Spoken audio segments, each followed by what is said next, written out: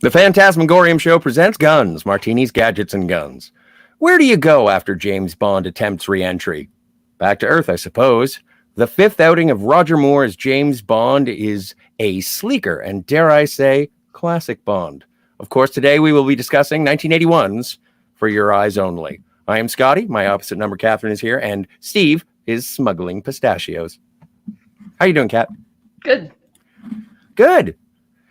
Oh, my stars. So now it's available, No Time to Die, James Bond.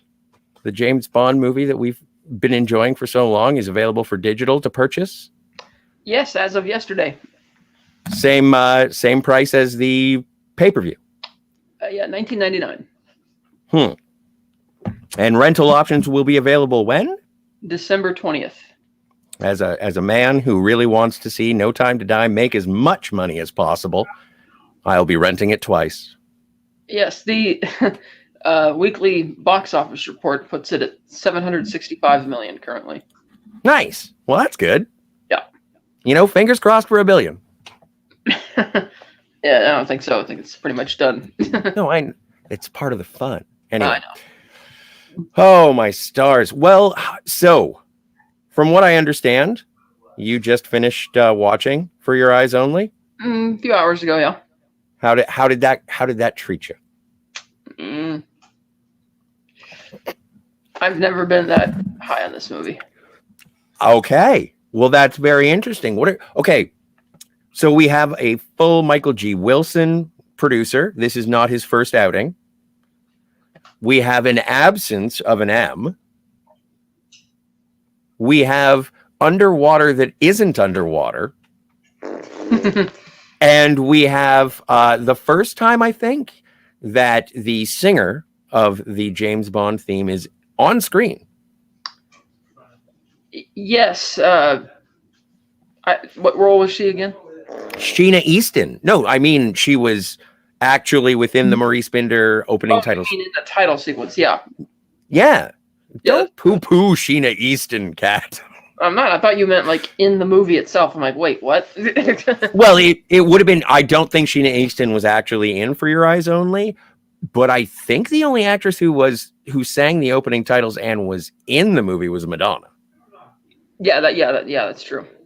So, but other than that, I don't know. I don't think Jack White showed up in Quantum of Solace. No. So you weren't a fan. I've never really been a fan of this one. Roger Moore trying to do Connery just doesn't fit. But I don't feel like he's trying to do Connery. I feel like he's doing. Well, I meant like James trying to do Bond. Connery in the sense of doing a low-key classic espionage type of story. Okay. Okay. See, I feel like he's actually. This is the one. This is the one I've been waiting for. Is the one where Roger Moore plays James Bond. Like he's not just a walking heart. Yes. Okay. I think he does. I think he does in his like remember when we were talking about Stromberg and he walks in and he just mercilessly shoots Stromberg? That's Roger Moore doing Connery. That's when he's being like when he hits Maude Adams in Man with the Golden Gun and tries to break her arm. It's like one scene where he's trying to do Connery. But in this movie, he's not trying to do Connery. He's doing James Bond, and Roger Moore is shining through. So you do a Connery story.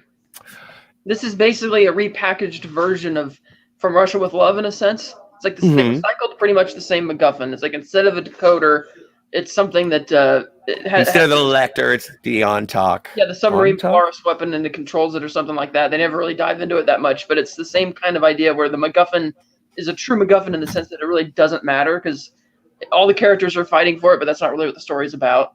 True. And you have the woman who has ulterior motives, kind of like Tatiana. Her only goal was to, first help Mother Russia, then she changes her mind. She falls in love, wants to defect, whereas hers is a bit different. So there's all sorts of things, and we'll get into it as we dive into that review. But I think the fact that they brought him back to do this movie made me wish that they had brought Pierce Brosnan back to do a more grounded film after Die Another Day, rather than. Of course.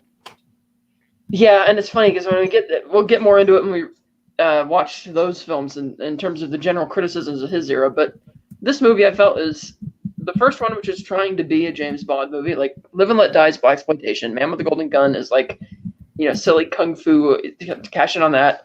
Spy Who Loved Me is like we're gonna try and redo You Only Live Twice, but better.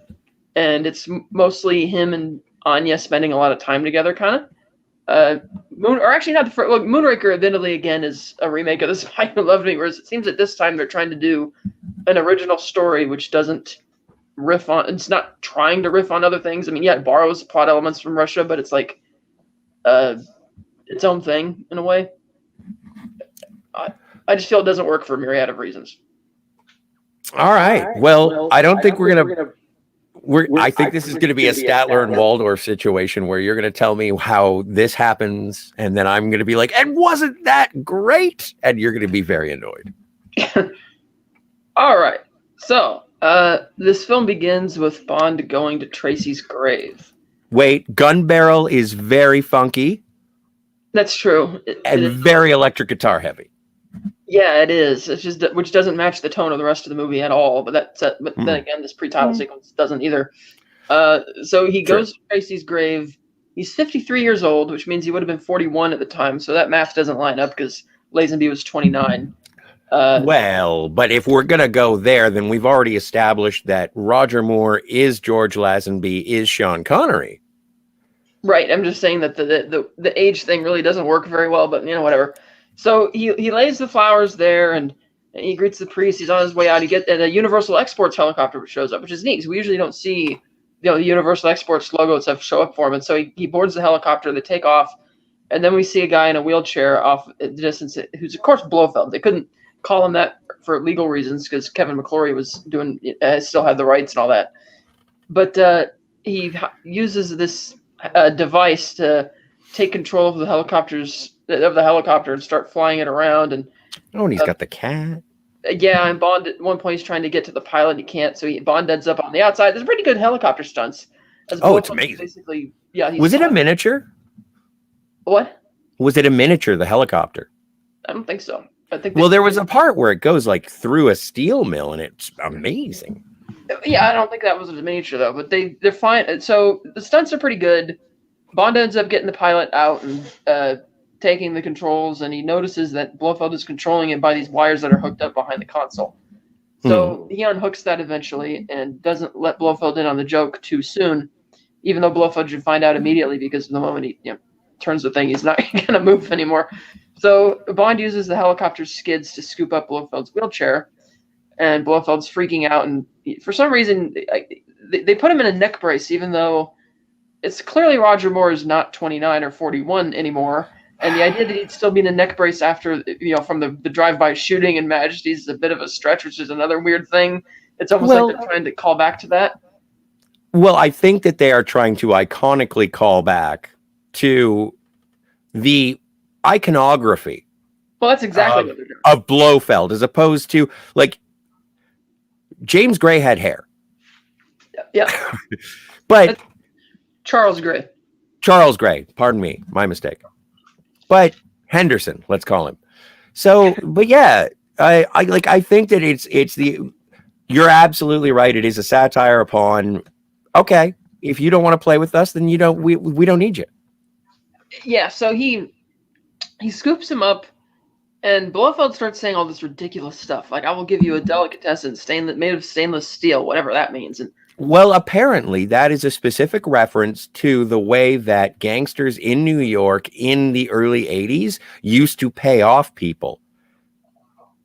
It is a very specific reference to the time so it doesn't make sense now, but apparently at the time it was a thing. But what does that mean by giving somebody a steel-plated delicatessen?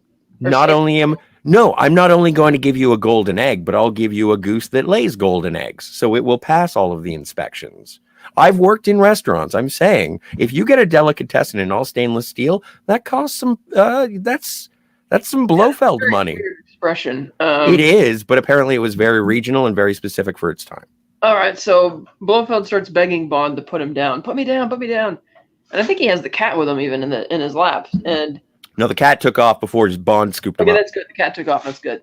So Bond does as Blofeld asks and drops him down the smokestack at this chocolate plant or whatever. Yes. And it's just that this whole scene to me seems tonally a little goofy. The fact that I know they had a reference to Tracy in Spy Who Loved Me, but again, because the age thing is way off, the fact that, Blofeld is a little goofy, that he's taking control of the helicopter, and it's like they're trying to call back to Majesty's and finish it off in this really weird type of way. And even the delicatessen thing, some things just feel funny when they're not supposed to, like when he's pounding on the gun, trying to get Bond to let him in, and it's like, something about this just felt a bit goofy and didn't match the tone of the rest of the movie to me. And well, my second least favorite pre-title scene after the one for Diamonds Are Forever. Okay. Well, another Blofeld pre-title.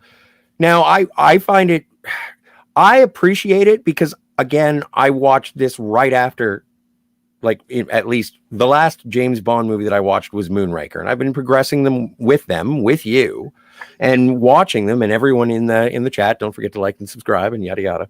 But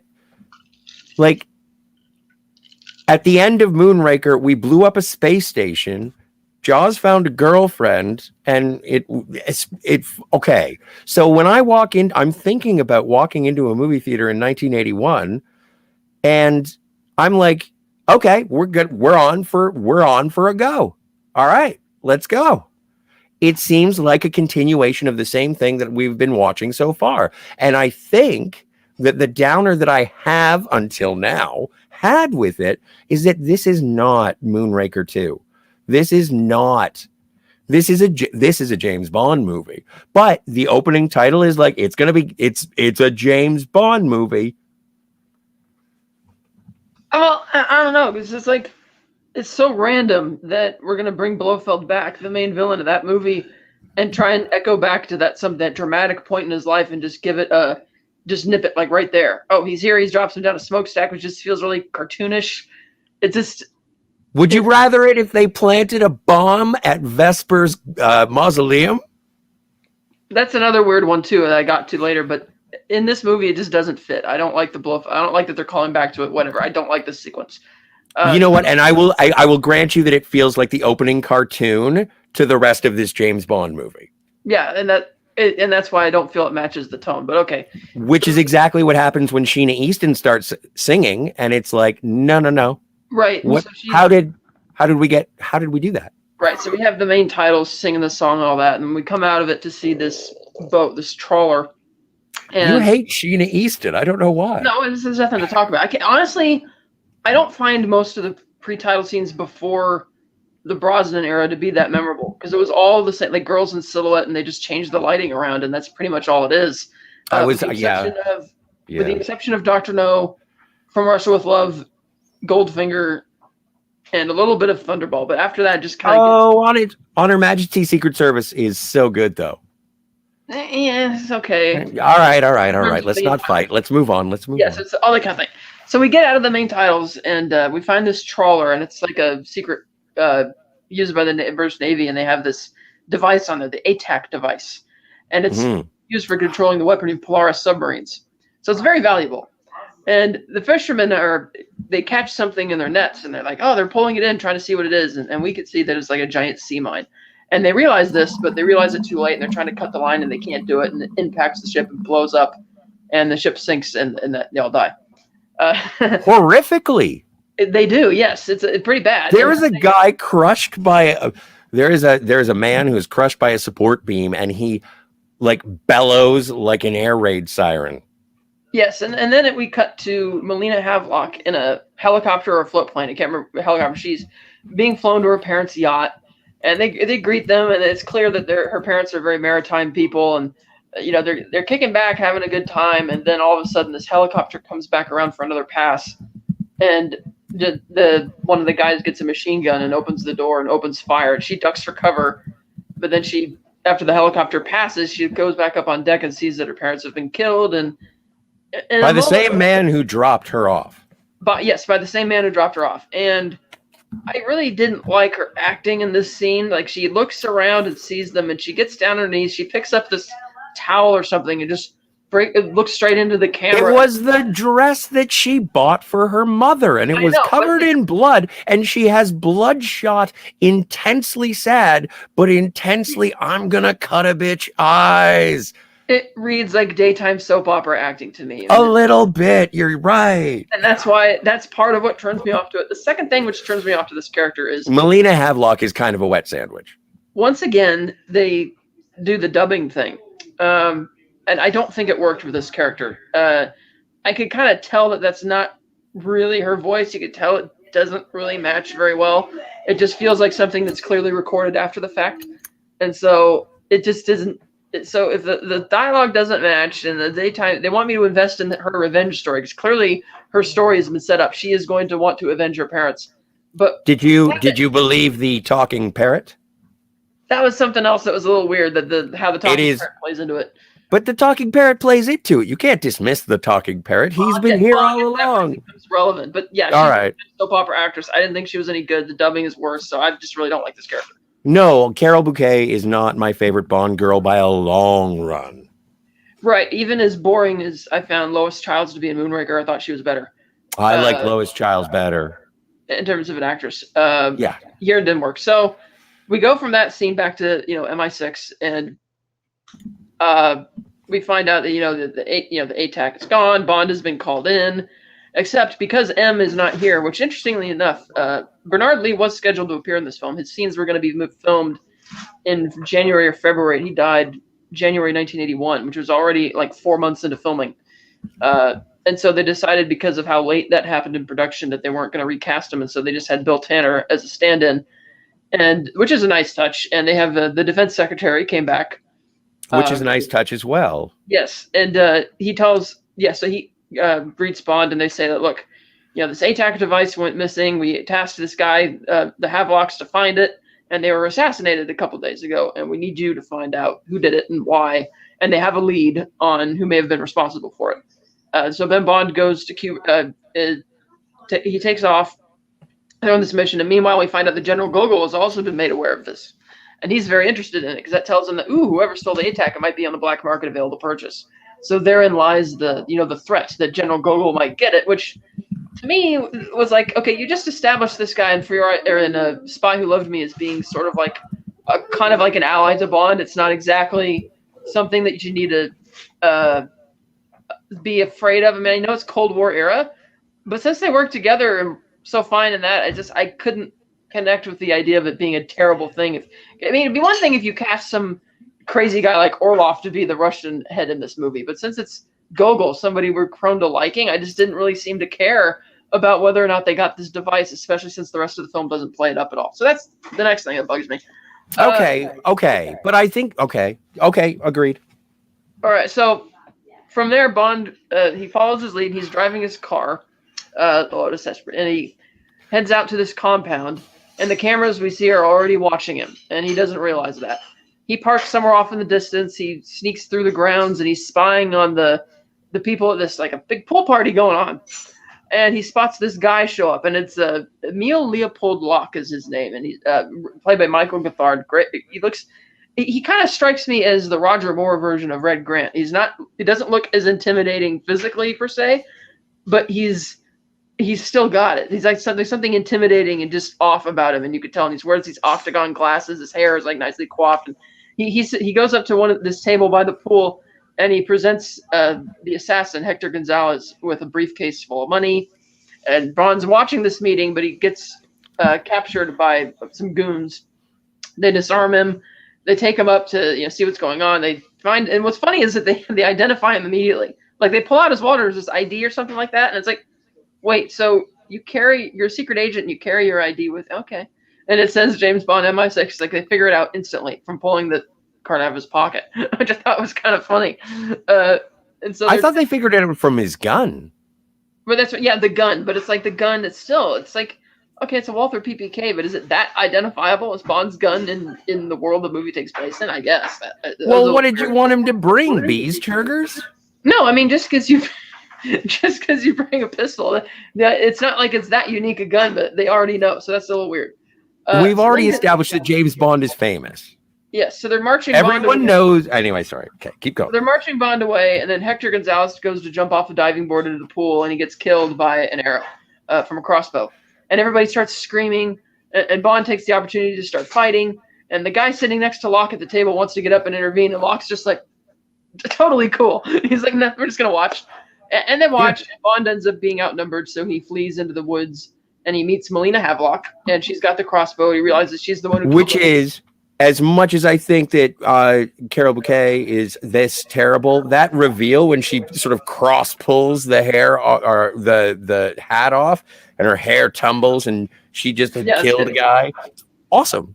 Yeah, so she sends that out, and they start running to Bond's car, but there's a couple of goons who have found it because Bond didn't really attempt to hide it at all, and it's also bright white and against the hillside, so you're gonna see that. And then this guy, he decides it says like it's the burglar-proof thing is activated, and so the guy tries opening the door and it's locked, so he figures he's gonna try and smash the window, and it just explodes into a million pieces, which doesn't seem to be the most efficient burglar-proof thing at all compared to other Bond cars.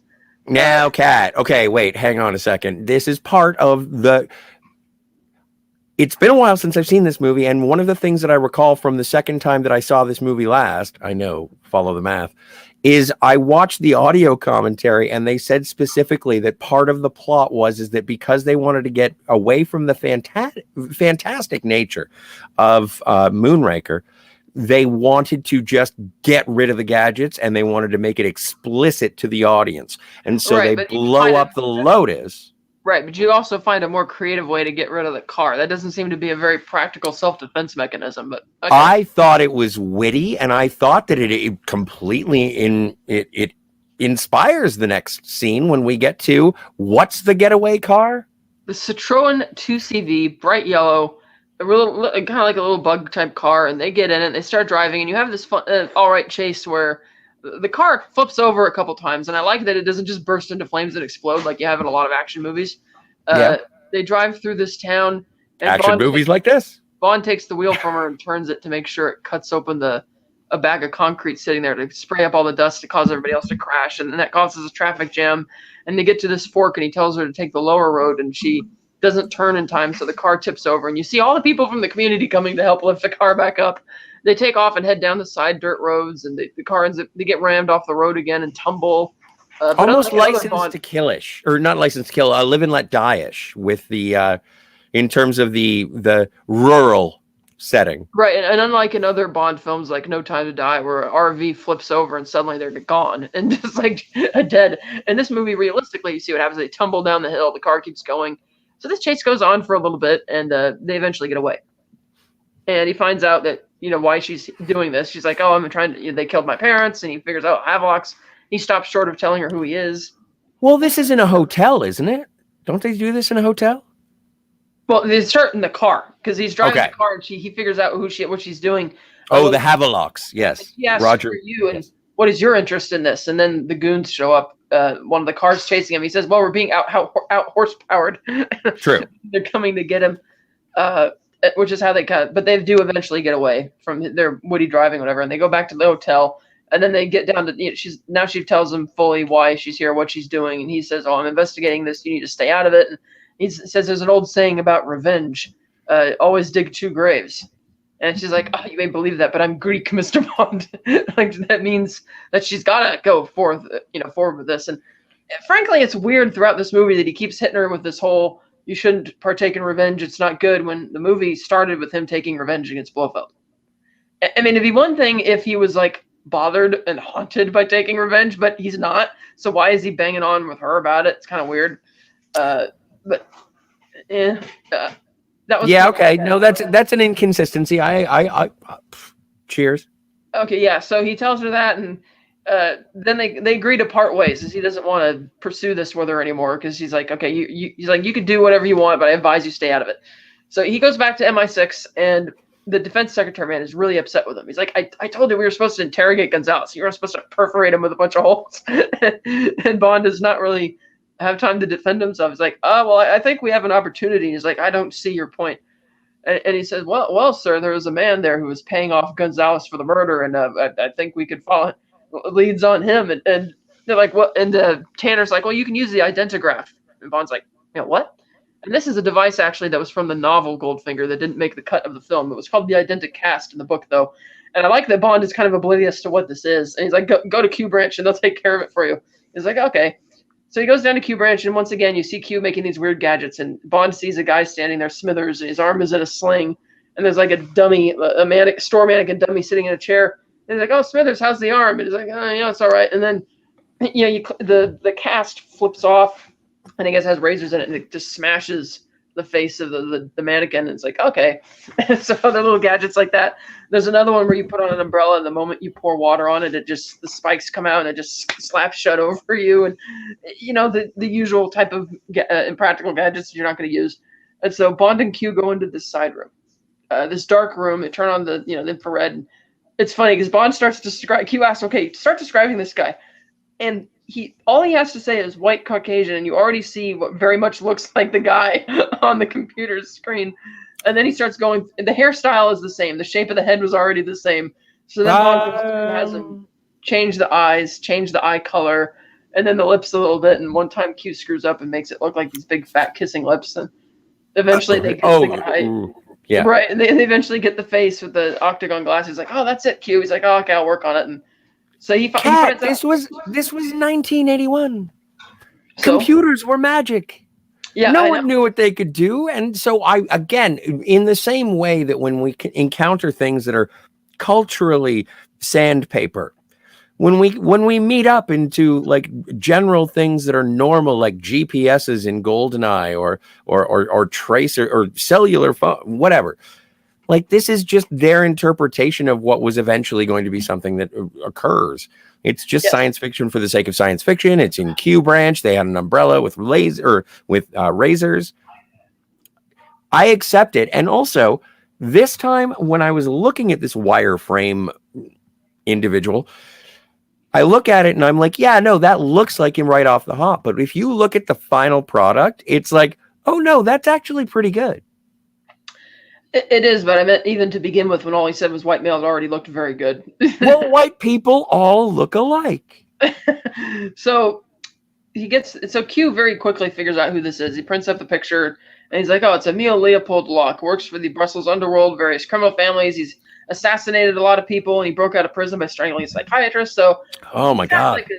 He sounds like, again, that he's a deliberate allusion to Red Grant, because the idea that he's not just an assassin, but he's off the level. He's seen a psychiatrist and the like. It's like, okay. So Bond calls up Tanner and he tells him the news, and Tanner's kind of enthused. He's like, okay, Bond, because Bond says that their sources latest tell them that his base of operations is in Cortina, Italy. That's where he's probably at. So Tanner's like, okay, you can go there and meet your contact, Luigi Ferrara. And Bond's like, all right. So he goes to Italy. He shows up there and he walks into the hotel, the big, I can't remember the name of it, the big hotel in Cortina, the big ski resort town. And it's funny, right when he walks in the door, Luigi passes him on the way out and does kind of a double take to look at him, but he doesn't go back to like greet him instantly. And so Bond just kind of, he browses around the lounge and he goes to get a drink, and he's standing out on the balcony, and then Luigi approaches him and they introduce each other. It's like, okay. And he's like, yeah, I could take you to a guy who probably knows who it is we're looking for. He knows all the players in town, all the underworld players. It's like, okay. So they go down to this outdoor ice skating rink, and they see this man, Aristotle Christados, played by Julian Glover. And Donovan. Very proper British gentleman. He greets Bond, and he's asking him about Locke, and he's like, oh yeah, he works for this guy Columbo who runs drugs and other things, and international smuggler and that kind of stuff. And he's like offering to help, but then their conversation gets interrupted by this 21-year-old who comes up on skates, and her name is BB Doll, and she says that Christados is her uncle, or I guess she keeps calling him that, but I didn't realize that. I had forgotten. Well, there are unfamilial uncles, and we will get to a sort of a twist of stewardship when it comes to BB at the end. Right. But no, apparently, like, is benefactor the person who pays for you to be really good at something? Yeah, he's her benefactor because he's sponsored her financially. Exactly. So that's what his job is, and also it's kind of weird, but whatevs. Like it's Yeah, different time, and it's Christados, and that's what he does. He makes money. He's got the oh my God, he's got the Medal of England or something like that. So she interrupts the conversation, and she sees Bond and immediately takes notice to him. And Christados is like, "Oh, yeah, you got to train." And her trainer lady, I can't remember her name. She's not forgettable, but she's kind of Frau Farbissina. Yeah, she's very uptight and kind of strict, and it's like okay, and it's kind of weird that the problem here is that you've never been a figure skater, but it was obvious to me in this scene that Christados is the main villain of the film, because usually when Bond goes places internationally, yes, it makes sense he would be required to meet his contact, his local representative, but they usually don't go into that, and so the idea that he's being tasked with meeting his contact, who's then going to introduce him to somebody else who knows information, who's then going to point him to it's like, well, wait a minute. Why doesn't his contact, Luigi, who's familiar with the area, already have the answers to some of these questions? Shouldn't he have access to his own database and know about these guys like Locke, Columbo, that kind of thing? So the fact that we're being introduced to another... Did you even watch From Russia with Love? Or not From Russia with Love. Oh, my God. The Spy Who Loved Me. Yeah, like that is exactly at the very beginning. He has to go to the guy in the thing, and then he has to go to the guy who knows the guy from the thing, and that's where Jaws shows up. And that guy dies, but then we go, where is Feckish? And the difference there is we had already been introduced to Stromberg before then, and he had already killed his secretary in what was clearly a very Bond villain lair, and he had already given Jaws and Sandor the mission to go. All right, okay, keep going. The trail. Whereas here, we haven't met Columbo yet, granted, but we're meeting Christados for the first time. I'm like, okay, so we got to meet this guy. He's going to take this guy who, for some reason, has this girl that he's sponsoring is skiing, and it's clear the way she was introduced that she's going to be somebody in this movie or have something to do with whatever's going to happen next. And then he's like, okay, off we go. And I'm like, nah, we're not going to be going to some other, like, you're the bad guy. To me, that was obvious from the beginning, and poses a few problems going forward, such as Bond leaves this little impromptu meeting and goes into town square and almost immediately gets ambushed by these goons, and he sees her there, and he sees Melina Havelock.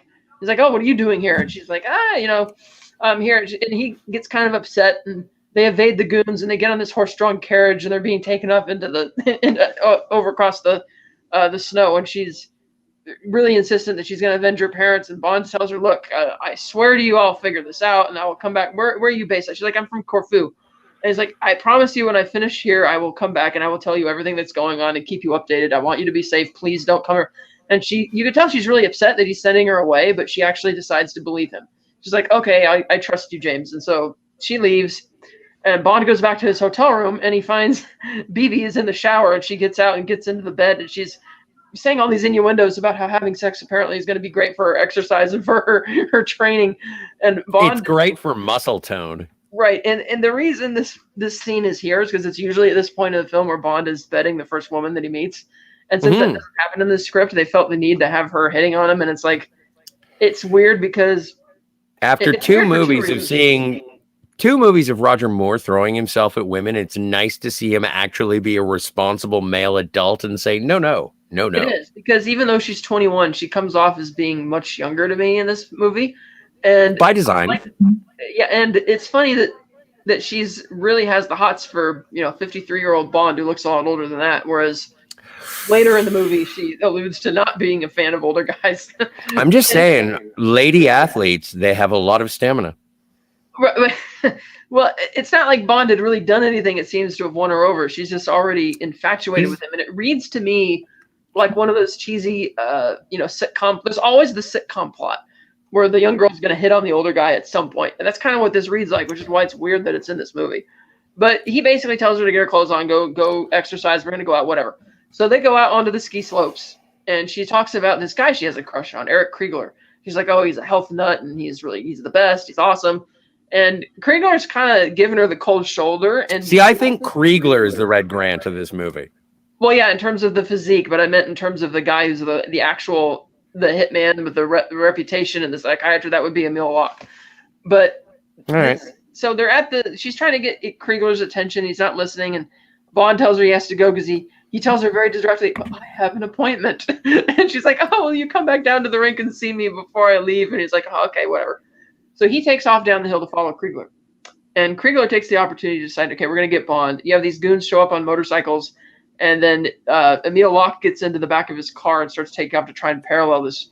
And you have a lengthy chase, which is actually broken up into segments. The first segment, Bond is just heading down the hill being chased by the motorcycles, and he actually crashes off his skis, and he's trying to reach his ski pole, which is out of his way, as Kriegler's like taking shots at him, because Kriegler was participating in the event where you have your rifles and you're shooting at the targets. So that's why he has a gun on him, and that's why other people wouldn't find that suspicious initially. So he's shooting at him, and Bond ends up getting the ski thing, and they take off again. They get back towards their town square, and Bond ends up going up these ski lifts where he's being followed by, or up the stairwell to the top of a big ski chute, where he's being followed by Emil Locke, who has the lapel pin of the Dove, which is something that Christados mentioned, that, Columbo's guys wear the Dove. And so Bond sees that, and he takes note of it, and he ends up going down the ski chute, and they take off again. The motorcycles give chase. Well, thusly reinforcing in the eyes of the audience that this what's his name, Columbo? Yeah. He's the bad guy. Columbo's the bad guy because Locke works for Columbo. Like, as far as I'm concerned, up until this point, while Christados is being, he's a weird dude. I wouldn't necessarily put him on my favorite people in the world, but he's certainly no Hugo Drax. He's much more amicable than Right. He's very amicable and very normal, but I knew he was the villain immediately because, one, why are we introducing BB in the skiing thing and him being there to just give information which Luigi can give him, and then we're gonna worry about this Columbo, and Christados kind of disappears. It's like, nah, I figured that one out early enough when I saw this movie. Even all right. So I guess this is what happens when you don't kill Henderson.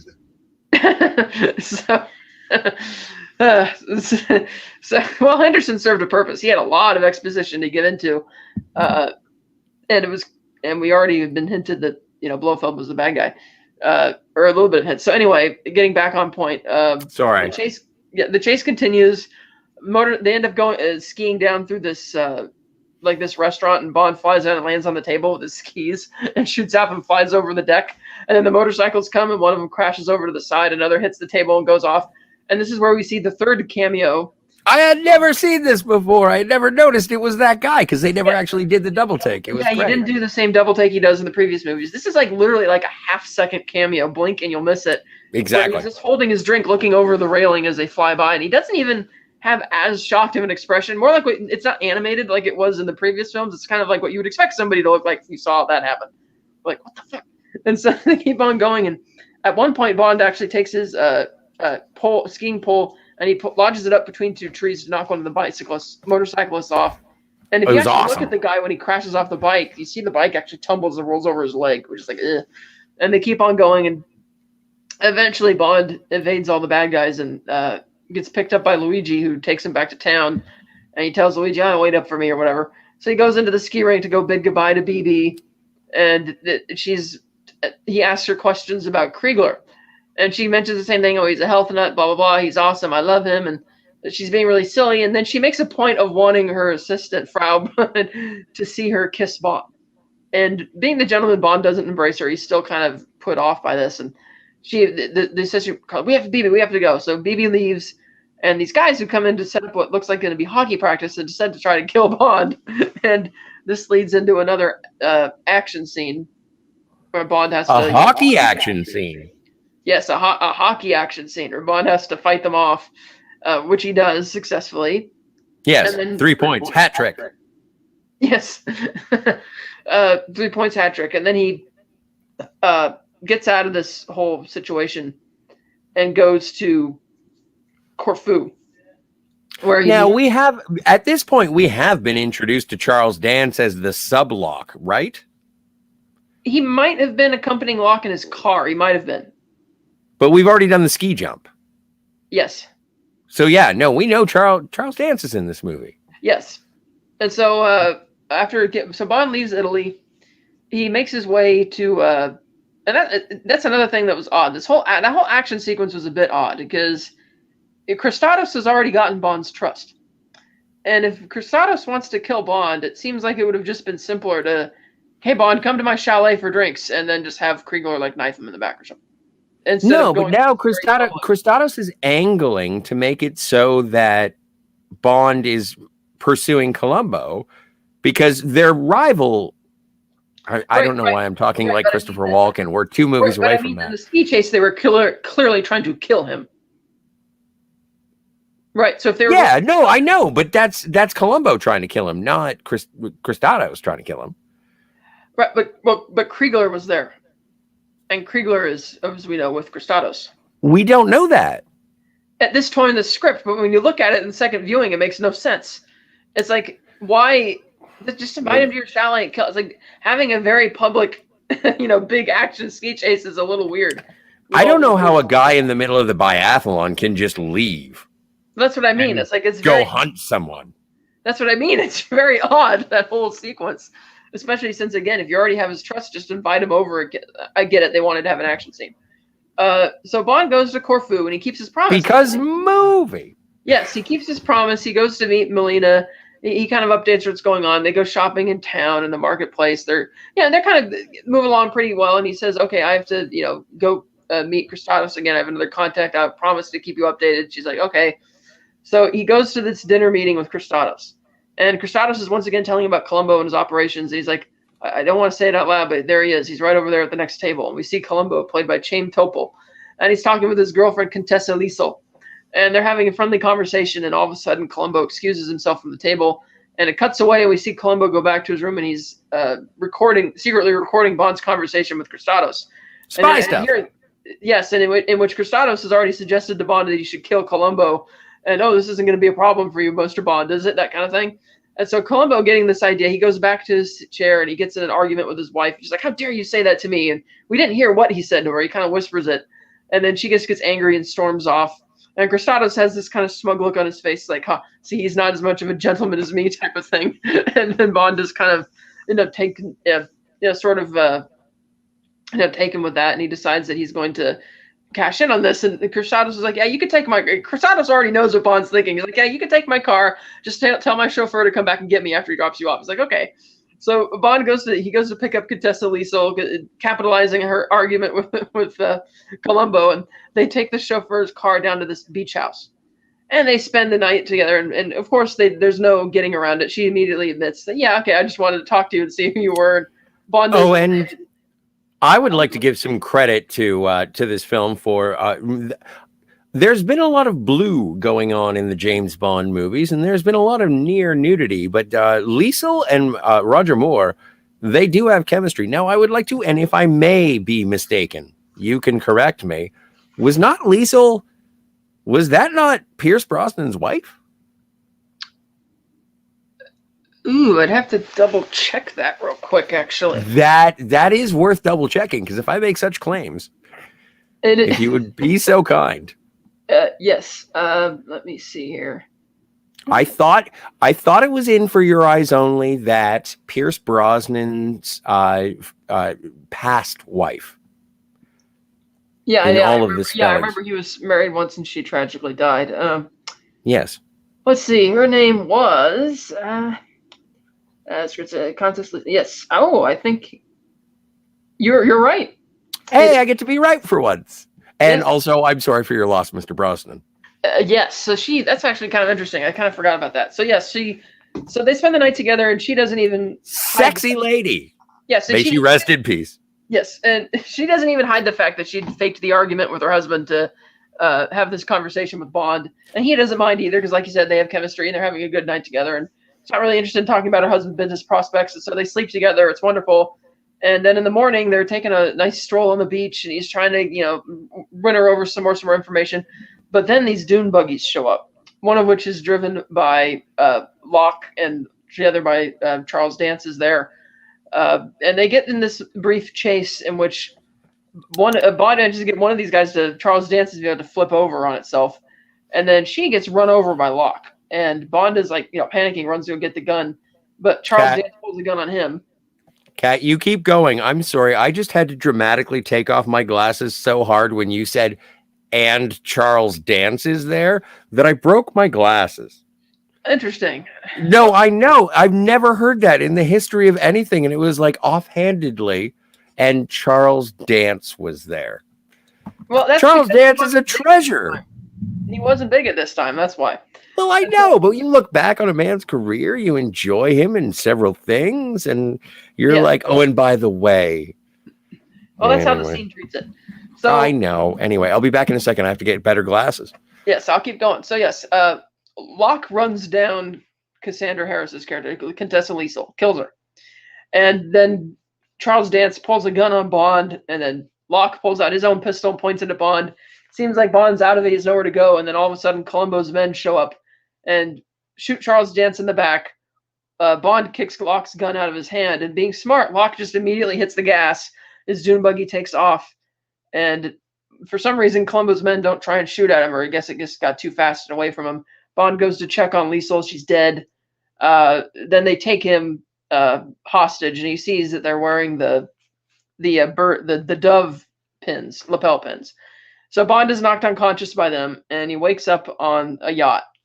And the yacht, of course, is owned by Columbo, and this goon comes in there and throws Bond a suit and clothes to put on, and then they march Bond into Columbo's private office or whatever on the yacht, and he plays the recording from the dinner when Bond had agreed to kill Columbo for Cristados. And Columbo's like, you're hunting the wrong man. Cristados is the one who hired Locke. He's the one who's after the ATAC. He wants to sell it to the Russians. He always helps them take swipes against my country. And you should really help me with this. He's like, well, why? Bond's like, why should I trust you? You're a smuggler like him and a criminal, aren't you? And he's like, I smuggle things like pistachios and peanuts. and Cristados, he smokes heroin and, again, helps out the Russians against my country and all that. And yeah, it's questionable because do you really need a bunch army of armed henchmen to smuggle peanuts and pistachios? Maybe. Yeah. So you do. Yeah, so it's questionable whether he's telling the truth about that or not. But the important thing from Bond's perspective is that he might be telling the truth because he says that he and Cristados used to serve in World War II together. But Bond's like, why should I believe you? And he says, well, a couple of reasons, Mr. Bond. It's like, one, you're here on my yacht with me and the rest of the men, so you don't have a choice but to believe me. And two, because we're going to go assault Cristados' hideout, or not just hideout, but one of his docks up in Albania. And you'll see that I'm telling the truth. And Locke is there. And Bond's like, well, you just know that if I don't call in tomorrow to report, then there's going to be a bunch of people sent after me. And he's like, don't worry, Mr. Bond. So Bond decides to play it cool. And no, wait, hang on a second. Bond does not decide to play it cool. Columbo plays it incredibly cool. Columbo says, by tomorrow, we will be very good friends. Yes. Shall we drink to that? And Bond says, I'll wait until tomorrow. So Columbo, and also there is a little bit of confusion because it's Cristados and Columbo. I don't know. Maybe it's a yin-yang thing, a Romulus and Remus. But so Columbo gives Bond his gun back and says, you're probably going to need this one if we go. And it's like, Bond says to Columbo, you're very trusting. Or no, wait. Either way, it ends up being Bond holding the gun to Columbo and saying, you're very trusting. And Columbo brings back the drink. And one of the best, I would say, like up there with Karen Bay. One of the great friendships of James Bond. Yeah, it's pretty good. And so, but that's what I mean by Bond playing it cool. He's not losing it. He's just going to go along with this. But Columbo is charming. I don't think you're giving enough credit to Tupple here. I didn't say he wasn't. So then the next scene, we have the yacht shows up at the dock, and it's kind of an impromptu assault where there's not much of a lead in here. There's no establishing shots. It's just like all of a sudden the boat is pulling up alongside the dock, and it's all out war. And everybody's jumping out and fighting each other. And then we see Emile Locke come out of one of the dock houses, and Columbo disarms him real quick, and he runs for it. And Bond sees that, Locke's here, so he's telling the truth. So they take off. And I like this next bit where they never explicitly say that Cristados sunk the trawler at the beginning of the movie. But you see that when Bond is following Locke through the warehouse at the dock house, that there's several other sea mines there, identical ones. And you can tell that one of the catch base word the bomb is missing. So clearly doesn't Locke try and blow one up? He does. He tries to blow one up to get them on their way out. But you can see that, okay, so Locke is the one who set this bomb to sink the trawler. So it wasn't just the result of some weird accident that the villains are taking advantage of. This is something that was planned.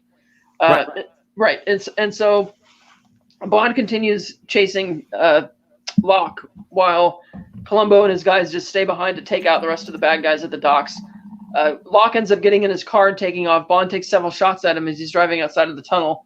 Takes out the guy's taillights, but he can't really hit him enough. So Bond runs up this side stairwell to try and head him off on the side road, which he does. And he takes another shot, and it strikes Locke in the arm. And he spins the car out of the way, and it gets caught on the rocks at the edge of the cliff. And because I forgot to mention that Luigi has since been killed, he was assassinated with the dove lapel pin left with him. Bond decides to give it back to Locke. I'm gonna edit in some music, some Enya, for the people that we have lost. Luigi Ferrara. Yes, and Countess Liesel. And Countess Liesel. How could I forget? And may I mention, was she married to him, or she was just her date for the night? I'm not sure. I don't know. She doesn't seem to care at all that she's been killed. Columbo just has no reaction to it. Well, no, Columbo does mention it in the gun whiskey scene or whatever they're drinking. Okay, yeah, because he seems like he's almost too cool. Like he doesn't care that she's dead, and that gave me the impression that maybe they were just on a date or just her, for the night. I wasn't, but then again, she is really helping him. So yeah, I don't know. I think that's just because movie has to keep going, and we don't have time to mourn. Time to mourn. Kind of like Felix and License to Kill. Yeah, exactly. Yeah. And so, because I always thought it was kind of weird. I was watching that today. I'm like, wait a minute, isn't she his wife? Shouldn't he care? But whatever. So anyway, Bond comes to Locke on the cliff, and he says, "Oh, you left this with Luigi." And he tosses him the lapel, and Locke is reaching the dove. Trying to get, and he's trying to crawl to get out of the car, and Bond just callously kicks the car off the cliff. And Roger had a problem with this scene, thinking it was too much, but I disagree, because it's like, this guy's a notorious assassin. He's even killed a psychiatrist. He arranged the murder of the Havelocks. He apparently, clearly, and Bond's not an idiot. He saw that these sea mines are there, and I'm assuming that from the dossier that Tanner gave him in the beginning of the movie, that he knows that these sea mines are the things which sunk the ship. So he should know that this guy is evil. It is the perfect henchman kill. It is one of the perfect henchman kills in the entire James Bond series. It is, and it's odd that I don't think that Locke says a single word in this movie. He probably says something. Tabasco. You never really hear him, because when you first see him at the pool party, it's through Bond's eyes. He's watching, so you can't hear what he's saying. And he says, I think when he gets shot, he says "gah." Yeah, that's about it, and that's kind of weird. That's something else that's a little off about him. And I hated that they killed him this early, because I honestly. So what about Dave Bautista as Hinks?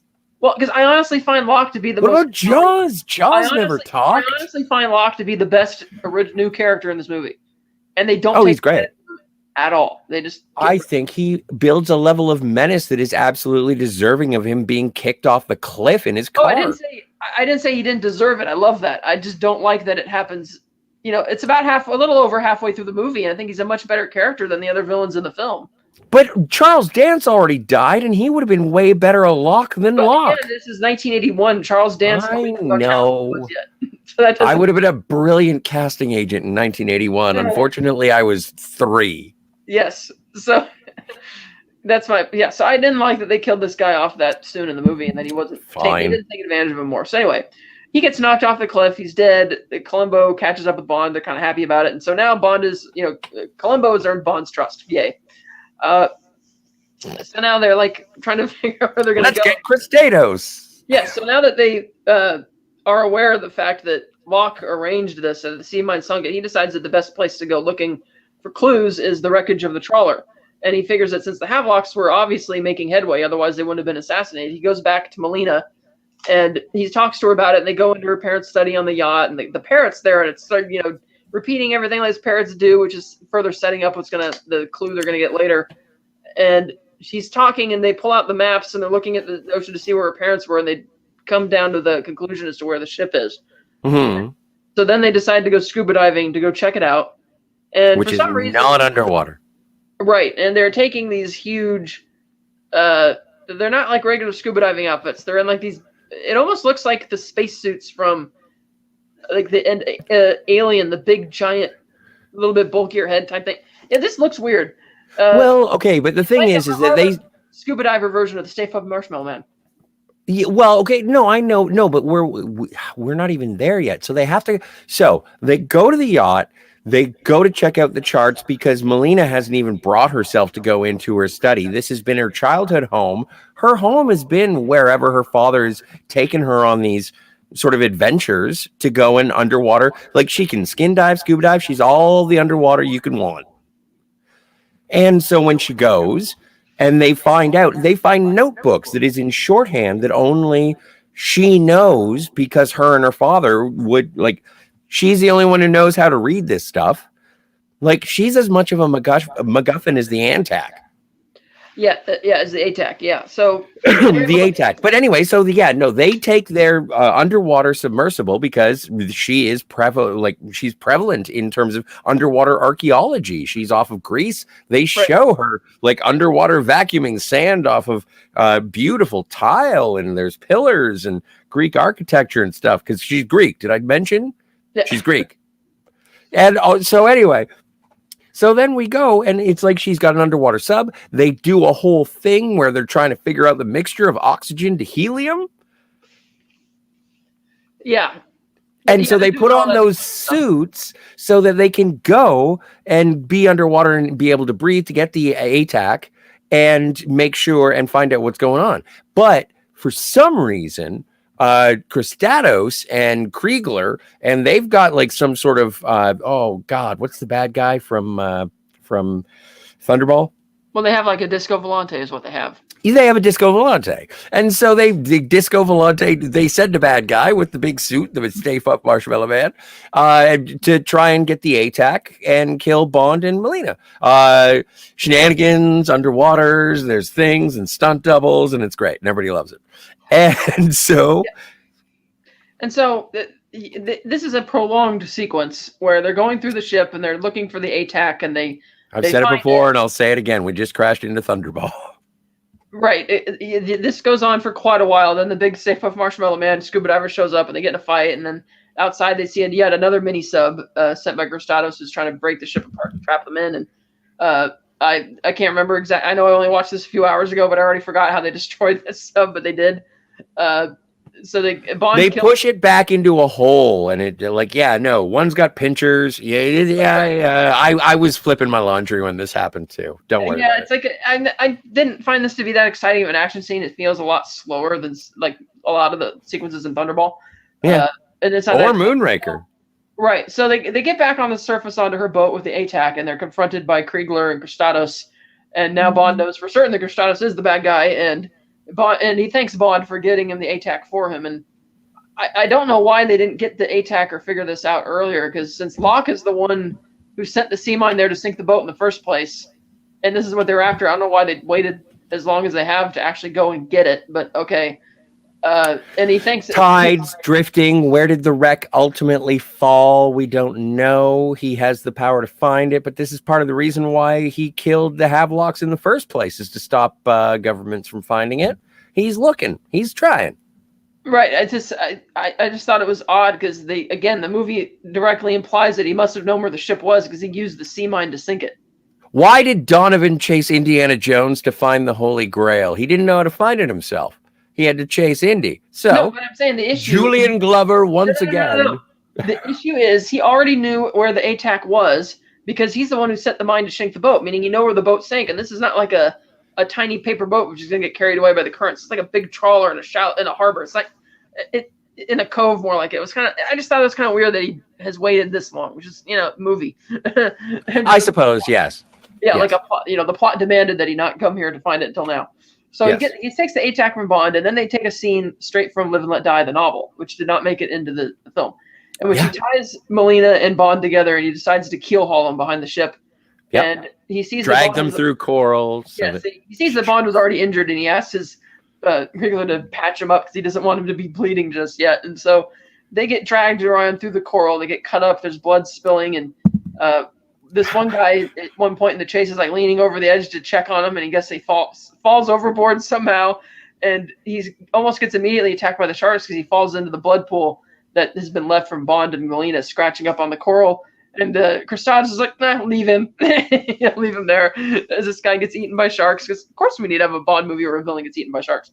And so they get eaten by sharks, and Kristatos tells the boat to come back around to make sure they're dead. And he doesn't see them at all because they've since Bond has smartly used the coral to get the ropes cut as they've been getting pulled around. He actually grabbed her and put her over him so they can get the rope position to cut it, and worked. And so Kristatos just decides that, okay, they're probably dead because he can't see anything, and the sharks have killed the other goon. And so Crustados takes off on his yacht, and then Melina There's and Bond, blood everywhere. Yeah, and yet Melina and Bond just easily get out of the water. They climb up onto the boat, and there are 2 rips in the back of Bond's shirt. There are, and amazingly, nobody on Crustados' boat, which isn't too far off, saw that these two just clearly got back up onto the boat. And well, they were going away. They were going away. Yeah, so they go inside the yacht, and they're upset, and they're like, "What are we gonna do?" And then the bird, because they had since figured out where but right when they're doing the keel haul, and Crustados decided that they're going to go to St. Cyril's. Did you think it was an odd choice to have Gilbert Gottfried as the voice of the parrot? And so Kriegler's like, "Oh, I'll call Gogol, and we'll have that be the meeting point." And Crustados is like, "Okay." And usually, to my knowledge, to get a parrot to repeat what you're saying, you have to say it a lot, and they wouldn't say it that often, like maybe once. And so, smart parrot. Yeah, because once Bond and Melina get back on the boat, the parrot immediately starts their meeting. The last movie had a space station, and now you got a talking parrot. You're all freaky-deaky. Well, the space station isn't unrealistic in terms of the anti-gravity and the lasers is unrealistic and all that shit. But this is a movie which is trying to be a lot more grounded than Moonraker. There were machine guns on a motorcycle. Exactly. There were machine guns built in on the motorcycle. For a movie which is trying to forego gadgets, it's like, okay. So so they find out that they got to go to St. Cyril's. So they go to Greece, and of course St. Cyril's isn't enough to help them because there's all sorts of monster churches there in Greece. So he goes to meet Q, who's disguised himself as an Orthodox priest in this confessional box. For some reason. Yeah, for some reason, why, I don't know. It doesn't make sense because you've already had the Q scene in this movie anyway. Oh. And so they decided to have another one, and he's like, well, you're going to have to do better than that. And Bond's like, well, I know somebody who could. And the reason he's meeting Q is because he called MI6 and told them, it's somewhere called St. Cyril's. And rather than just calling Bond back, they felt the need to have Q actually meet him in the field to tell him this, which is why that scene is there. And it's there for the gag of Q being dressed up as a monk. And it's like, again, tonally, it feels like they're trying to go for weird laughs in a movie which is trying to feel a lot more grounded, but okay. So Bond says, "Oh, that's all right. I think I know somebody who will have the answer to the answer to my query." And so we then cut to this guy riding a horse, and he passes these monks who are walking by, and we see that the first monk is of course Columbo, and then they see that the guy on the horse, oh, it's Bond. So they takes off their cloaks and everything, and he greets him, and he points out the monastery at Meteora. Mm-hmm. And this is a legit monastery built centuries ago on top of these rocks, which are like, to call it a rock seems disingenuous. It's even bigger than a boulder. It's like a giant monolith of rock, and it's like a pillar of God. It's mesmerizing that this monastery was built up there. It's crazy. Mm-hmm. And it's not that the building itself looks fantastic. It's just the fact that there's a building up there. It's got terracotta roofs, adobe, all that. Mm-hmm. And Columbo explains that they're going to have to go up the right side of the mountain because that's on the opposite side of where the buildings are, and that you'll see a shed there, and the shed is where the winch is located to lower the basket. So you need to get up there and activate the winch because it's only usable from inside that shed, and then you can help us up. And he's like, okay. And then we crash into Star Trek V. Anyway, and sorry. Funny story about this location. Covey somehow managed to get secure permission to film here, even though the monks apparently didn't really know what was going on, and the monks took them to court saying you shouldn't be allowed to do this. And the court ruled that the only thing the monks owned was the interiors of the building, not the exteriors, which were done by the government. And so they were allowed to film heritage sites. They were preserved as heritage sites. Yes, and so the monks decided to try and sabotage the filming at every turn. They would hang their laundry out to wash on clotheslines. They would be noisy. They would put tarps over the buildings and plastic. And they got around this with the use of matte paintings and backstage work at Pinewood.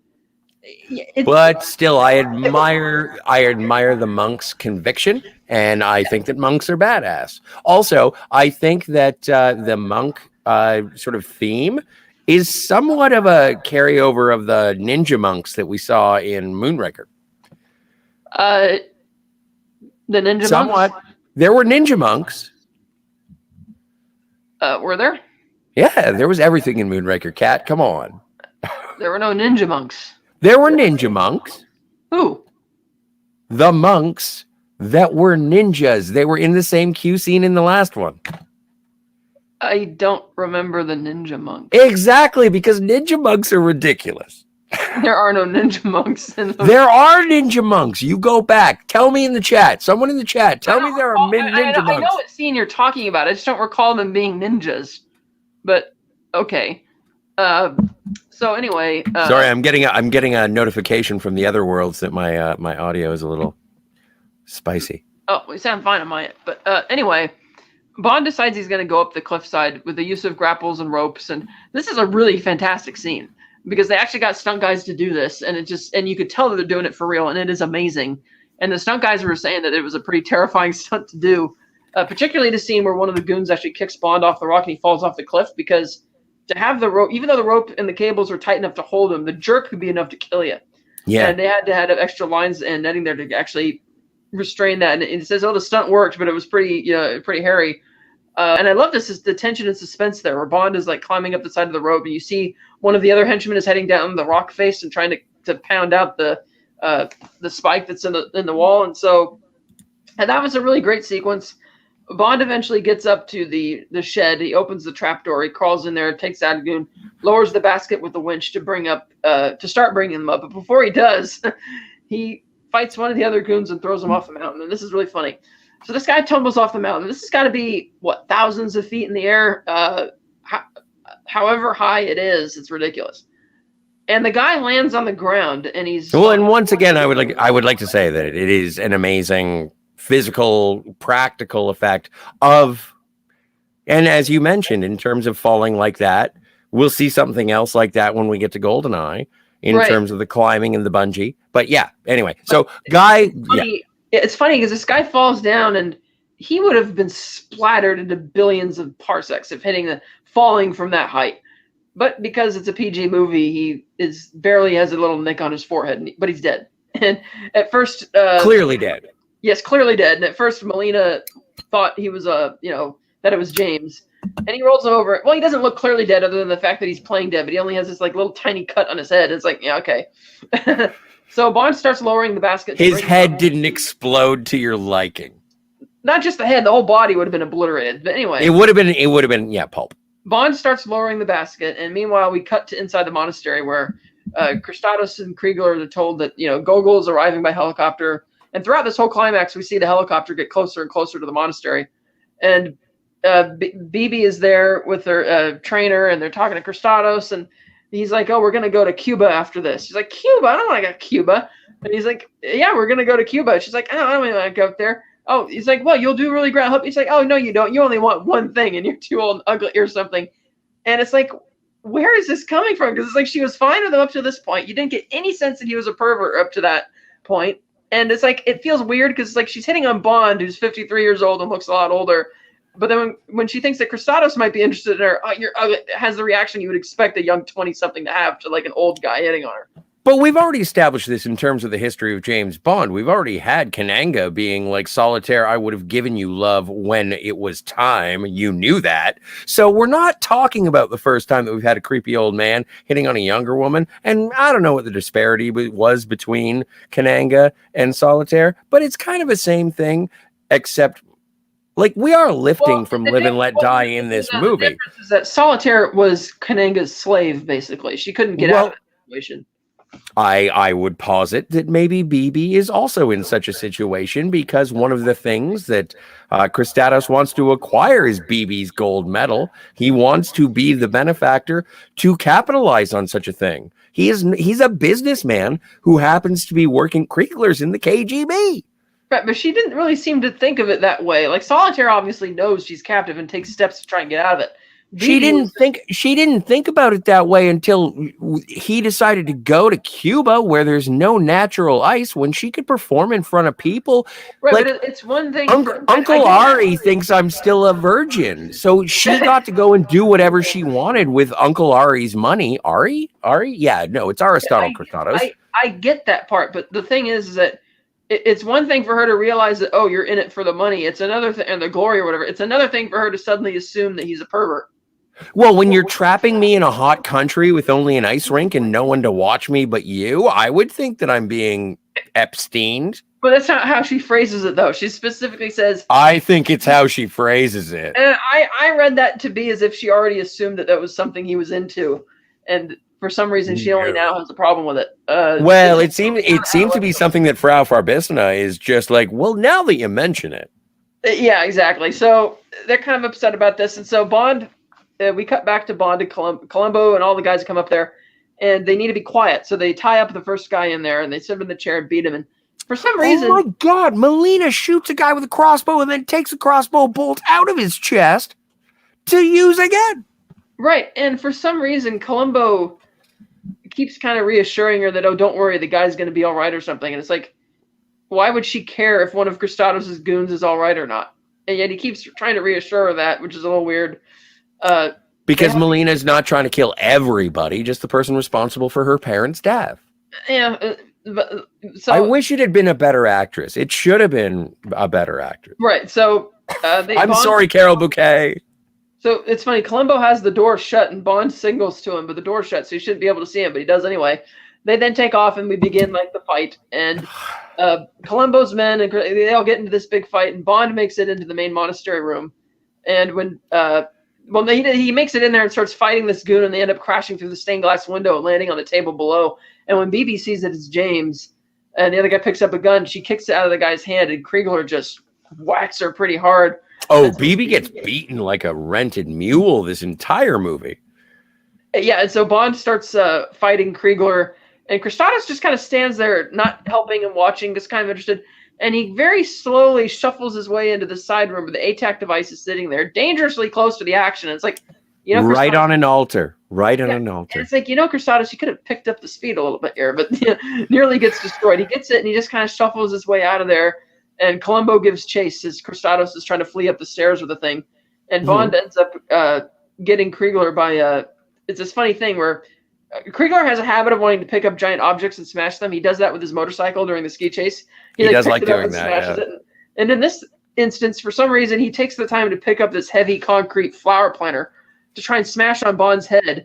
And Bond picks up the candle stand, the old wrought iron, yeah, and smashes it into Kriegler's chest while he's holding the flower pot, and that knocks Kriegler out the window. He tumbles across the terracotta and falls awkwardly, in what is clearly a little dummy falls to his death. And Bibi has this kind of reaction. I prefer the term artificial person. So Bibi's kind of like, oh my god, and Bond takes off, and Melina finally shows up, and she's like, where's Kristatos? So he went out there. And Columbo, this is like a vicious kind of fight in the stair where they keep grabbing on each other. He's trying to knife him, and it's pretty bad. And the ATAC device almost gets broken a couple times. And Gogol is still coming in the helicopter. Yes, Gogol finally lands in the helicopter as Melina has her crossbow aimed at Kristatos, and Bond stops her, and he's like, you don't want to do this. Revenge is mine! Yeah, at the time where you wouldn't really be wanting to lecture her on this because it's time to get the ATAC device. But he decides it's a good idea to stop when they're at the end, when Gogol's got a guy with a machine gun there. Kristatos is coming, but no, let's pause to have a moral lecture about the immorals of revenge.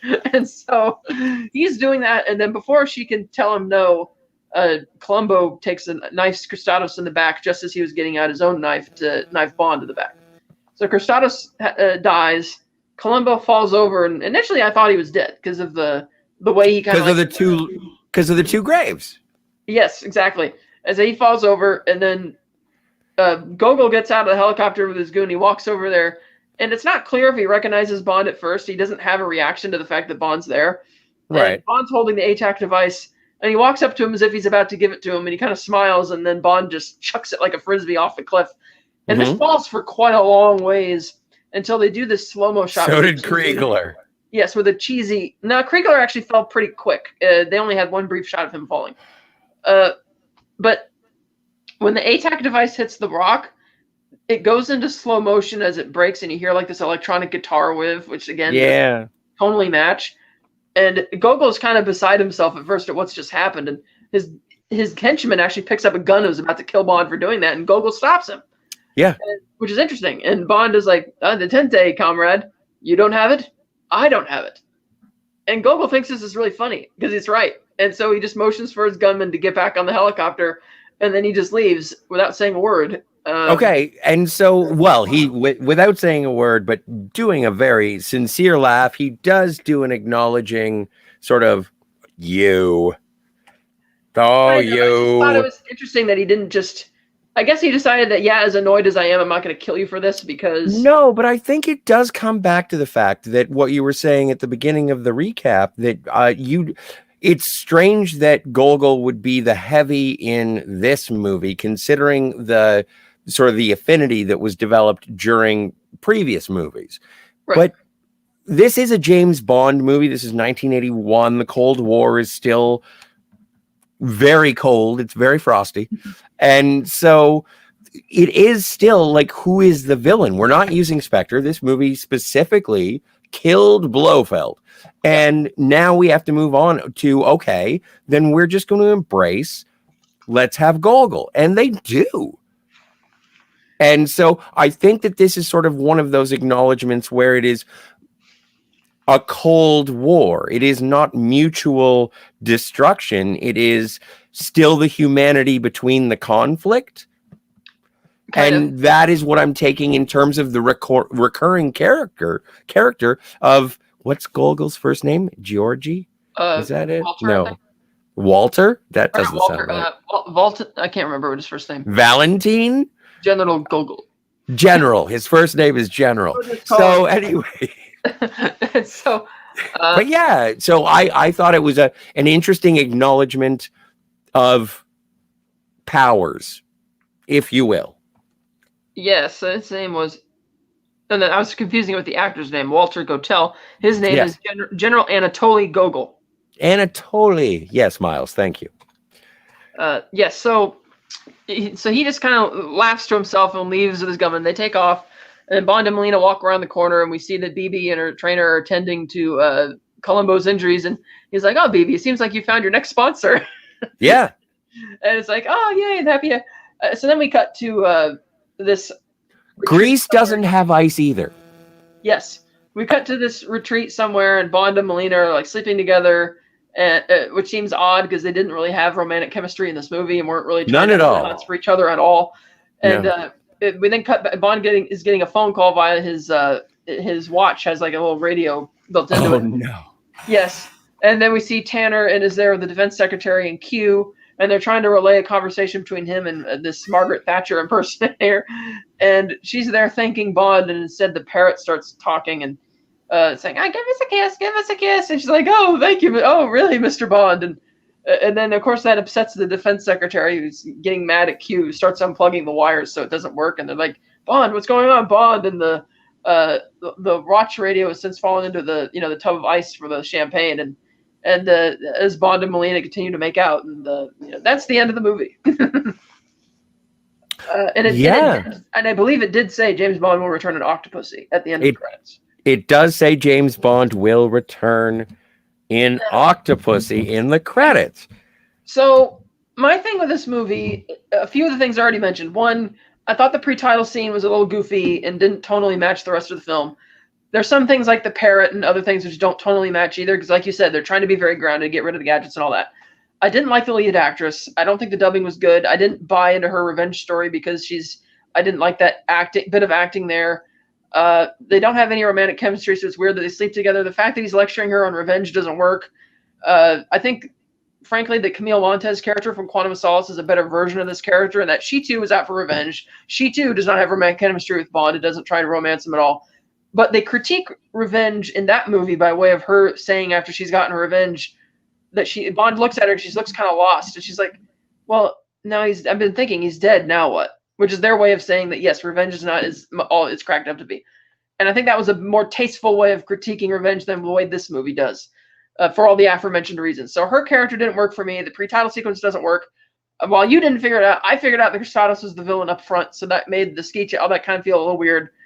I love Emil Locke so much. I thought he was great and should have been played up more as a better villain in this movie, rather than just being killed off a little over the halfway point. Columbo's great. He's very fun, like you said. Climax is pretty great. And it's like, I admit that the way Kristatos ends up taking it happens so fast, it feels almost like muted. Because again, he's trying to lecture her on revenge when we're trying to deal with this. And just overall, something about this movie just feels really flat. It's like on paper, I should like it because it is like an espionage story that's trying to be more grounded. But the whole BB thing too, how she's just kind of weird. I feel like we're getting into 80s and 90s sitcom-y plots with her hitting on the old guy constantly and just totally fawning over him when he didn't even try. And all he did was he introduced himself when she rode up and interrupted his meeting with Kristatos. And it's like, I don't get her fascination with him. It's like, it does feel too cheesy 80s thing. And so I didn't care for her. I mean, she's a very fun and bubbly type person. I just didn't feel she fit into the story. And at the end of the day, I think the only reason she is here is to create the implication that Chrysatos might be a pervert, because they realize he is such a boring, bland character that they need something to make him hateable, as opposed to just being what he actually is, which is an apolitical bad faith actor. And so by hinting that he's possibly a pervert and possessive pervert makes you hate him more, I guess, or that's the intention of the script. Because like I mentioned earlier, when Columbo's like, "Oh, I only smuggle pistachios and peanuts," it's like, really? That's why you have a whole trained army of gunmen? It's like, okay. And so I felt that they were kind of, like you said, they're like yin yang, two opposite sides of whatever. And so this whole movie just feels very flat to me. It's like, eh. And it's like Roger Moore in a more Sean Connery grounded type espionage from Russia with Love type plot. But whereas Connery, I think, carries that material a bit better because of his way of playing Bond. Roger's way of playing it, because again, he's always trying to push away BB throughout the movie, as he should. He's not really trying to romance the lady, and so he's just, and the fact that in a way he's kind of taken for a ride by the other characters, because he's totally buys into Chrysatos' lie. He's like, "Oh yeah, Columbo's the bad guy, we got to stop him," and then Columbo catches him. He's like, "Haha," and so it's just kind of, I don't know why, it just doesn't work for me. I was really, really surprised rewatching this, that because I felt exactly the same way that you did. And I was dreading, I thought this was going to be a chore watching this movie. And I was like, it's been a long time since I've seen it. And I know, and yeah, we watched the opening and I get pangs from Tracy, and it's nice to have that. It's like everything that I think about the continuity of James Bond is encapsulated in the pre-credit sequence of For Your Eyes Only, is because James Bond is Roger Moore is George Lazenby, is Sean Connery, is James Bond. Like, that's how I feel based on the opening sequence here. That's where I give up in terms of the entire code name argument. Are they the same? Yeah, no. Why? This scene. That's why. Roger Moore showing up at George Lazenby's wife's grave, and George Lazenby having all of the trinkets on Her Majesty's Secret Service, establishing that it's Sean Connery. It's like, no, there is no code name. Watch that scene, and either your brain wraps around it or it doesn't. Different strokes to move the world, yo. And then the rest of the movie, I feel that the stripping away of all of the, whether it be cinematic conceits of genre, whether it be blaxploitation, whether it be the kung fu influence of Golden Gun, the attempt at whatever the hell. Like, I really like The Spy Who Loved Me, but that's a Roger Moore movie. Like, I think I even posted in several Fantasmagorium groups, by the way, like and subscribe, that it's like Roger Moore at the most Roger Moore of his Roger Moore-ness. Like, it's a Roger Moore movie. And then we get to Moonraker, and I'm like, just, okay, fine. I'm just a kid in the corner at a birthday party huffing helium. I don't care what you have to offer me. And then we get to this movie, and it's like, wait, hang on a second. Are these James Bond movies? Like, this is a James Bond movie. There's spycraft. There's logical progressions. Is it slow? Yeah, no, it's no John Le Carre or Le Carre. I don't know how to speak French. So it is that this is Roger Moore's From Russia with Love, in my opinion. This is the one where it slows down. They have a Baccarat scene, and it's amazing. And it's not against any high stakes. It's just showing how badass Bond is. There's a lot of stuff in here where it's just Bond being like, no, I'm not taking advantage of the figure skater. No, I'm not taking advantage of the grieving daughter. We're going to solve the problem with all the resources. And don't forget, this movie stars Roger Moore. But I appreciate the fact that this movie stars Roger Moore. It's not a Roger Moore movie. It's like watching The Wild Geese. Like, this is an actual James Bond movie. And then we get back to the roller coaster ride that is the Roger Moore era in the next movie. But I do appreciate that they took everything that had been turned up to 11 in Moonraker And they dropped this down, not in quality, but in volume, to like a 6. And you can listen to it in the background. Like it's not flashy. It's elegant. I find this to be I was surprised by how much I liked this upon rewatch. Then we're not on the same page. No, we're not. We're not. So how many martinis do you have? Well, you said you felt the same way I did. Originally, the first couple times, like the first 3 times I saw it, and that includes the time I watched it with the audio commentary, because I was like, please, someone tell me why I should like this movie. And it wasn't until going from the beginning, stopping in the middle and doing some Daniel Craig, and then seeing an actual James Bond movie within the Roger Moore era. This is a James Bond movie. This is not a Roger Moore movie. And I think that's what startled me. All right, in that case, I give it 5 martinis. I give this 8 martinis. Yeah, okay. I just thought everything was just very flat about this movie. And while I agree with you that it's nice to see that Bond is not going to take advantage of the grieving widow and not going to take advantage of the girl, the child that's hitting on him, those scenes kind of take me out of the movie. I mean, I admit in No Time to Die, the fact that they're doing other unconventional things like him having a family and all that, that didn't take me out of the movie because it's more akin to the novels, whereas this movie, because he has no personal connection with these people, to start playing them that way, I thought was interesting, and it kind of takes me out of it a little bit, and I do miss Locke. So well, no, but he's a great assassin. He's a great assassin. I wish they took advantage of that character more. I wish Hinks had come back for No Time to Die. Yeah, see, I give 5 martinis. It's well, and the thing is that I was dreading going into the Roger Moore era, and every Roger Moore, I started at 4, and every movie has risen, in my opinion. I don't know if it's an issue of there being too much plot in this movie. Maybe if they spent more time with some of the characters, I would be more invested in it, because it's like, yeah, the climax looks really cool, but I was very much indifferent as to whether or not they would get Christados or not, you know? I was more interested as to what was going to happen to the ATAC than what was going to happen to Christados. But after 2, 3, however many supervillain movies we've had, and it was just a smuggling. I agree. I like that Christados is more grounded and doesn't have a supervillain plan. I just meant from a character standpoint, he's just a really boring guy.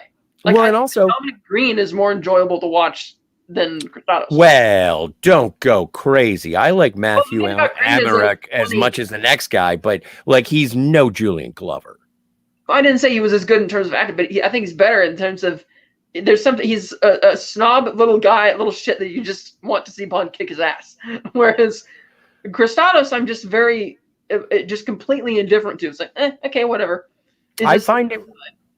Oh no, I find him to be like somewhat a snobby regal, attempting for all of the crests and things. You know what he reminds me of? Christados kind of reminds me of the guy from the pre-title scene of Casino Royale, who's been selling secrets on the side. He's kind of smug. He's not really intimidating. He doesn't have much personality. He's just a little smug and kind of there. And that works for a villain in a pre-title scene or a small thing, but to have him be the main guy when you have guys like Emil Locke who are a lot more intimidating, that's why it didn't really do much. And you're right, Eric Kriegler is a spin on Red Grant in a way, even though he doesn't get to have the best fight scene with Bond. No, but there is that point where Bond punches him in the stomach, and Kriegler's just like, "Get out of my face." Yeah, that's true. So. Well, no, I accept the 5. I was going into this movie looking for a 5 or a 4, and I was actually really, really pleasantly surprised. I'm probably gonna watch this one again shortly. Yeah, but not on the day that I have to watch. What's next? Octopussy. Sorry, what's that? You know what it is. I know it's Octopussy. It's Austin Pussy. Yeah, it's going to be a whole show where we get to say Octopussy. Oh, we should review those films too. Well, no, I know James Bond will return in Octopussy. Do you have any closing thoughts for Your Eyes Only? I mean, it's not as... I just don't feel anything for it, even though I like that it's grounded. I just want to defend BB one more time. I don't mean to be a white knight on this one, but I think it was more about BB was a character that was used to reinforce the fortitude of James Bond as opposed to bring down the perversions of Christados. I think BB was there to make Bond look good, not to make Christados look bad. Okay. That's my last thing that I'll ever say about BB, unless it comes to figure skating. So, well, that's right. I guess in real life she was a figure skater, competitive in real life. So yeah. Oh, and you know what? She's a lovely interview. If you have the opportunity to check out her interviews on the special features on the Blu-rays or DVDs or whatever, she's a wonderful. She's a lovely woman. Yep. I'm really glad. It's always nice to see someone get out of these James Bond movies alive. So I suppose, without further ado, we should go to the chat. Say hello to everyone who's here. We got Edge of Time, Yellow. Do you know Yellow by, from Ferris Bueller? Yeah. Anyway. Edge of Time says the rumors of Madonna's acting are largely exaggerated. Yes, does he mean rumors as in her being good is exaggerated or bad is exaggerated? I don't know. I like Dick Tracy. The lovely Sherry is here. Hello to myself, Etu, and Edge of Time. LDG. Hey, LDG. Good to see you, sir. Hey, look at this. Say, we got a Todd Michael. Now, I have a question for you. So does Todd Michael. Cat, can you pronounce the word? Peace church. I was told there would be peace churches, he says. No. No, I can't pronounce it either. The Richard is here. Aloha. The Richard. Love my fam. For Your Eyes Only is one of the best. You know what? Until 2 days ago, I would have disagreed, but absolutely. That'd be an interesting question on where I rank it overall when we get to that. Well, we will have to. That is going to be that's where we're going. Todd Michael says, I know I saw it decades ago, but listening to this made me realize I have zero memory of For Your Eyes Only. Yeah. That was my feeling when I got the Bond 50 set. Even though I'd already had the DVD, I'd not seen it in a long time, and I completely forgot. It's like, what's this movie again? Like, that's the From Russia with Love imitation. Well, this movie was so forgettable that I forgot the double take Italian cinematographer guy. Well, to be fair to you, he doesn't do the same gag. He's just, he is holding a wine glass, either a wine glass or a bottle, and he kind of looks over the edge. But like I said, it's half a second. You could literally sneeze and miss it. So that's understandable. Naladoc is here. Always nice. Cinema would be a far grander place to visit if there were more biathletes trying to kill people. I'm telling you. That would be exciting. Cross-country skis and rifles. That is one of my favorite sports in Winter Olympics, by the way. The one that Kriegler's doing, the shooting, where you got to shoot the rifle skis on your ski. That's pretty. I like that. And that reminds me of another part of the chase where they end up sliding down the bobsled track on the skis and he flanks over it. Yeah, it's a good, interesting choreography there. Well, yeah, no. And you know what? Every time I see a bobsled track, I always get worried because I know that one of the stuntmen during a James Bond movie passed away, was killed during a stunt in a bobsled track. I'd have to double check which one that was because I believe it's only this film and On Her Majesty's, which featured bobsleds. Yeah, so I don't know which one, but I don't want to look it up because it's kind of a downer in the middle of a conversation. Be like, guess what? Someone died here. Yeah. So anyway, speaking of death, Tom Jr. Jackson, how are you, sir? Is that Vodka? Vodak? I think he meant vodka. Well, how dare you accuse me if you can't spell vodka? Oh, guaranteed vodka. Oh, Captain Cockney Spock is here. Hey, Captain. He knows what I'm up to. Maybe Tom misspelled it because he's already drunk. It's possible. We do know he has a problem. Darren J. Seeley, ahoy, sir. It's good to see you. My audio is fine. And you know what? And Darren, you look good. Captain says, technically ninjas are not monks. I'm telling you, there are ninja monks in Moonraker. I just don't recall them being ninjas. Unless I'm thinking of something different in terms of a ninja, what constitutes a ninja. There's a whole thing where he walks past a door and he sees them doing, like, calisthenics. I believe you. Okay. Darren says, Bond has an age limit. When it comes to women, he also just won't bed anybody. True. Speaking of which, Octopussy. Speaking of which, Octopoddy. Tom says hello to us. Hello. And we say, hey, sorry. And we say hello to Tom. And Darren says, I might have missed it, but have you any thoughts on the Sheena Easton title tune? One of the best. Agreed. It's a great song. It's a great song, but it's not like in terms of the opening, the pre-titles scene, then For Your Eyes Only, it's a great ballad. It's a good song. Doesn't fit with the preceding, works with whatever follows. I don't know. I feel like it would have blown people's minds at the time if it was. The song, I think it's a great song, but it does sound almost like it's a romantic ballad, and Bond is not romantic really he does with the one, with Contessa Liesel, but for for kicks, and then he's not really in love or whatever with Melina. They just kind of sleep together as a token thing to do in celebration at the end of the film. But I remember For Your Eyes Only, that song, makes me think of more of a romantic ballad versus what the movie is. But yeah.